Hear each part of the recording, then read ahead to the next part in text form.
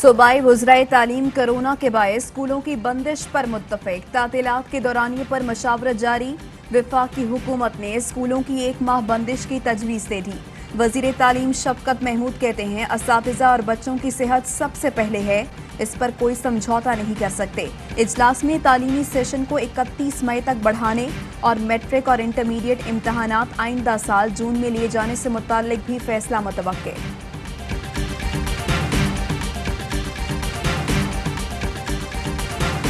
मुल्क में corona cases मुस्बत आने की शरह 7.4% होने पर NCOC का इजहार तशवीश। आज़ाद कश्मीर में कोरोना मुस्बत आने की शरह 11% से जायद हो गई। खैबर पख्तूनख्वा में 10, सिंध में 9, इस्लामाबाद में 8, बलूचिस्तान में 7, गिलगित बल्तिस्तान में 5% से जायद हो गई। पंजाब में शरह सबसे कम 3.95% रही। 2 हफ्तों में मरीजों की शरह में दुगना इजाफा हुआ। रोजाना औसतन 35 अफराद जाम बहक हो रहे हैं। गुज़श्ता एक हफ्ते में तालीमी इदारों में मुस्बत केसेस की शरह 82% बढ़कर 3.3% तक पहुँच गई।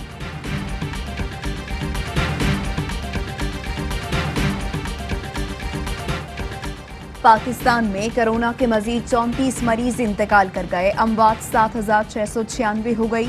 2,756 नए केसेस रिपोर्ट। फाल केसेस की तादाद 38,348 हो गई।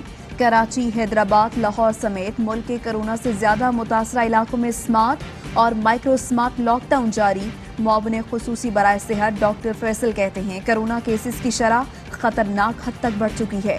मुल्क में सियासी हो या समाजी किसी भी किस्म की सरगर्मियां जिसमें लोग जमा हो खतरे से खाली नहीं, सख्त एहतियात की जरूरत है।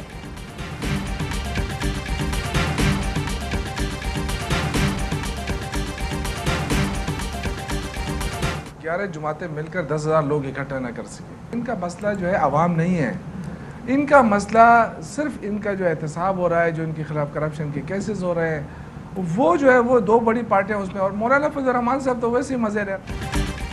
बिलावल कराची और हैदराबाद में लॉकडाउन लगा रहे हैं। क्या खैबर पख्तूनख्वा के लोगों का खून सस्ता है? शौकत यूसुफजई कहते हैं अपोजिशन का असल मसला केसेस का खात्मा है। 11 जमातें 10,000 लोग भी इकट्ठा ना कर सकें। लीगी रहनुमा अता तारड़ बोले कोरोना की आड़ में हुकूमत की सियासत नाकाबिल कबूल है। मुकदमात के लिए तैयार थे और तैयार हैं। PDM अगले मरहले में इस्लामाबाद की तरफ मार्च कर सकती है। असेंबलियों से मुस्ताफी भी हो सकते हैं।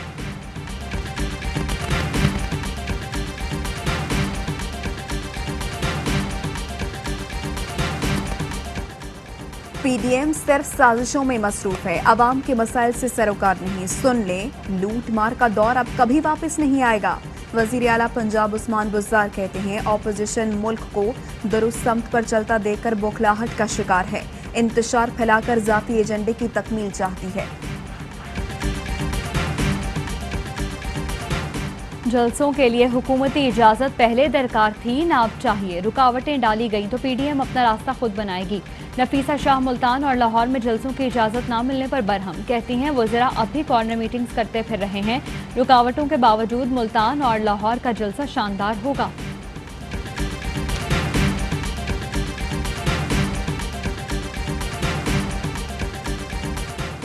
LOC पर सीज फायर मुआहिदे की खिलाफ वर्जी और शादी की तकरीब पर गोलाबारी पर सीनियर भारतीय सिफारतकार की दफ्तर खारजा तलबी। एहतजाजी मरास्ता थमा दिया गया। तर्जुमान दफ्तर खारजा कहते हैं भारतीय फौज का शहरी आबादी को निशाना बनाना काबिल मजम्मत और आलमी कवानीन के खिलाफ है। भारत ऐसे वाक़यात के बायस मकबूजा कश्मीर से तवज्जो नहीं हटा सकता।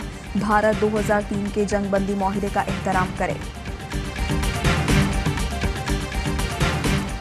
शरीफ बरादरान की वालिदा बेगम शमीम अख्तर की मैयत सर्दखाने मुंतकिल। जसद खाकी की पाकिस्तान लाने की तैयारियां जारी। और नून लीग ने डिप्टी कमिश्नर को शहबाज शरीफ और हमजा शहबाज की 2 हफ्तों के लिए परोल पर रिहाई की दरख्वास्त दे दी। नून लीग ने सियासी सरगर्मियां मुअत्तल कर दी। 26 नवंबर को दीपालपुर में होने वाला जलसा मुलतवी।